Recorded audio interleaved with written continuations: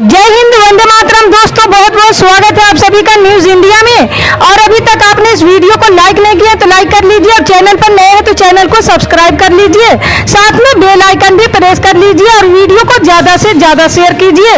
और आप किस राज्य शहर से न्यूज को देख रहे हैं कमेंट में जरूर लिखें। तो चलिए बढ़ते हैं खबरों की ओर। जी हाँ, आपको बता दें कि देश की जनता पर एक बार फिर महंगाई की जबरदस्त मार पड़ी है। आज पीएनजी और सीएनजी की कीमतों में बढ़ोतरी दर्ज की गई। ऑटो गैस की कीमतों में 3.5 रुपये प्रति किलोग्राम की बढ़ोतरी दर्ज की है। पीएनजी की कीमत में 1.5 रुपये और एचसीएम की बढ़ोतरी है। बढ़ी हुई दरें आज मध्य रात्रि से लागू हुई है। देश के कई राज्यों में पेट्रोल के दाम 100 रुपये तक पहुंच गए, जिसके बाद लगातार सीएनजी और पीएनजी की कीमतों में बढ़ोतरी के बाद लोगों को महंगाई का जबरदस्त झटका लगा है। इसके अलावा गैस की कम आपूर्ति भी इस इजाफे की बड़ी वजह। अब मुंबई में 3.5 रुपये की वृद्धि के बाद सीएनजी का दाम बढ़कर 89.50 रुपये प्रति किलोग्राम हो गया है।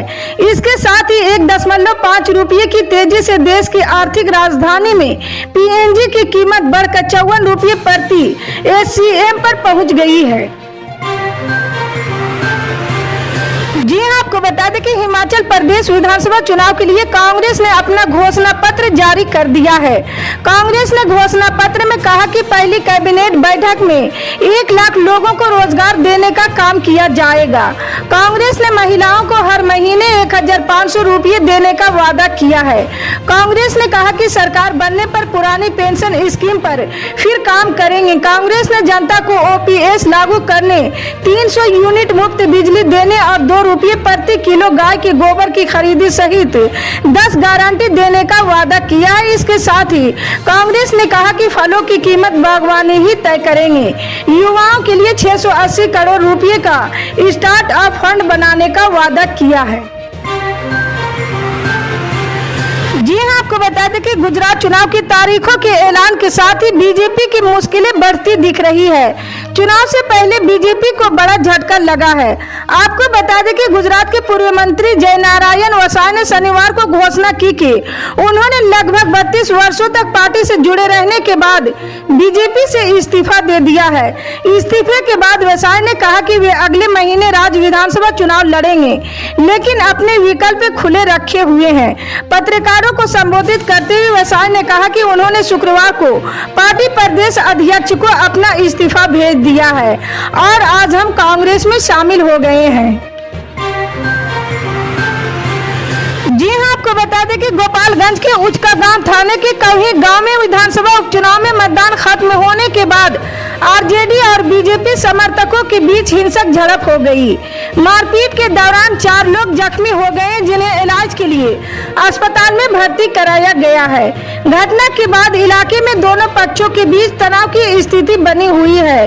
वहीं पुलिस ने इस मामले में दोनों पक्ष के घायलों से एफआईआर के लिए लिखित शिकायत मांगी है।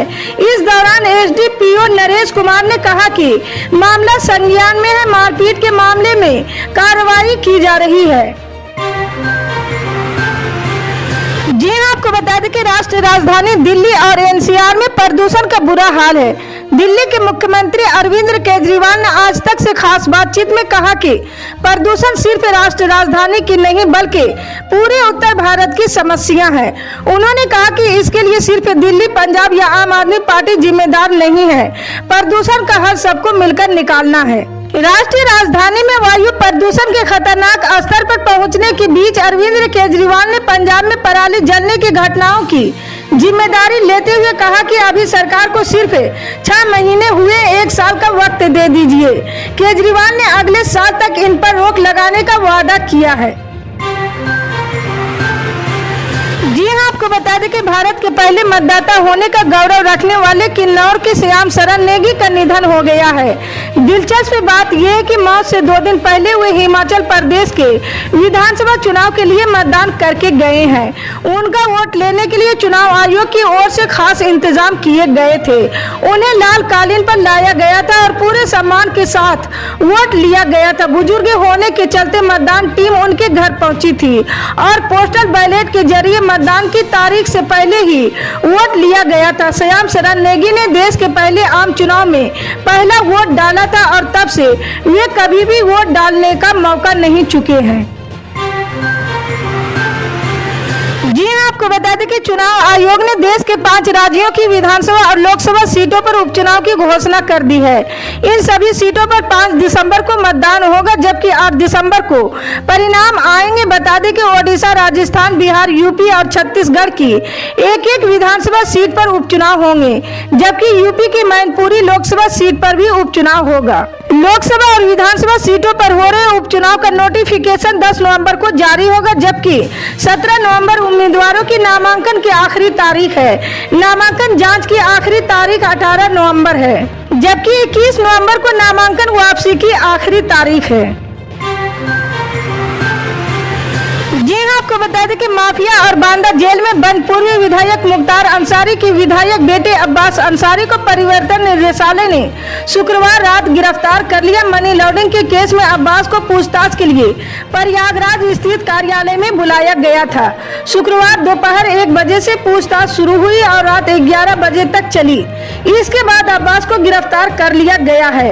वहीं उसके ड्राइवर को भी हिरासत में लिया गया है। जी हां, आपको बता दें कि अगर आप ट्रेन से सफर करने वाले हैं तो घर से निकलने से पहले अपने ट्रेन का स्टेटस जरूर चेक कर लें। दरअसल भारतीय रेलवे ने आज 5 नवंबर 2022 को सबसे अधिक ट्रेनों को रद्द कर दिया है, जिसमें 89 ट्रेनें पूरी तरह कैंसिल की गई है, जबकि 18 ट्रेनों को आंशिक तौर पर रद्द किया गया है। भारतीय रेल की नेशनल ट्रेन इंक्वायरी सिस्टम की आधिकारिक वेबसाइट के मुताबिक सुबह 10 बजे तक 8 ट्रेनों के रूट डाइवर्ट किए गए हैं, जबकि रेलवे ने 31 ट्रेनों को शेड्यूल भी किया है। इन ट्रेनों में दिल्ली, यूपी, पंजाब, हरियाणा समेत विभिन्न राज्यों की जनशताब्दी एक्सप्रेस और सियालदह समेत कई गाड़ियां शामिल है। इसी तरह की पल पल के अपडेट जानने के लिए जुड़े रहें हमारे न्यूज इंडिया के साथ। मिलते हैं अगली बड़ी खबर में, तब तक के लिए जय हिंद।